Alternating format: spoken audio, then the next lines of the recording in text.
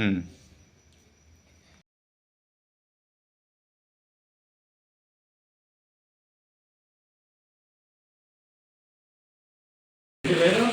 முன்னாடி நீ பின்னாடி இப்படி உட்காரு. நீ உட்காரு. அவ்வளவுதான்.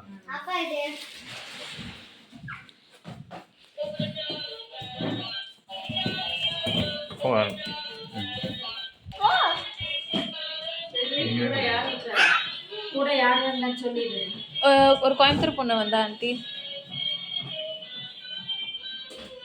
எப்படிடா இருக்குது கிஃப்ட்டு?